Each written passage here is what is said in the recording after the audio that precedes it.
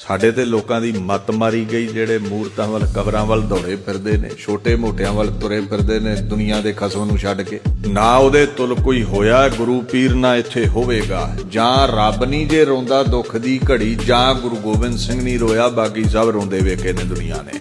ਦੋਹਾਂ ਸਾਹਿਬਜ਼ਾਦਿਆਂ ਦੀ ਸ਼ਹੀਦੀ ਤੇ ਵੀ ਕਲਗੀਧਰ ਜੋ ਕਹਿ ਰਹੇ ਨੇ, ਅੱਲਾ ਯਾਰ ਖਾਂ ਕਹਿੰਦਾ ਹੈਰਾਨ ਰਹਿ ਜਾਨਾ ਮੈਂ। ਹੋ 100 ਸਰਬੀ ਕੁਰਬਾਨ ਤੋਂ ਨਹੀਂ ਰੱਬ ਸੇ ਜ਼ਿਆਦਾ।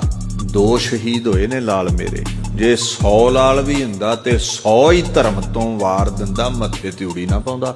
ਮੈਨੂੰ ਸੱਚ ਧਰਮ ਨਾਲੋਂ ਵੱਧ ਕੇ ਮੇਰਾ ਪਰਿਵਾਰ ਪਿਆਰਾ ਨਹੀਂ ਹੈ। ਇਹਨੂੰ ਰੱਬ ਦਾ ਰੂਪ ਕਿਉਂ ਨਾ ਆਖੀਏ। ਲਿਆਓ ਤੇ ਸਹੀ ਕਿਸੇ ਮਹਾਂਪੁਰਸ਼ ਅਵਤਾਰ ਦਾ ਇਤਿਹਾਸ ਰੱਖੋ ਕਲਗੀਧਰ ਦੇ ਸਾਹਮਣੇ।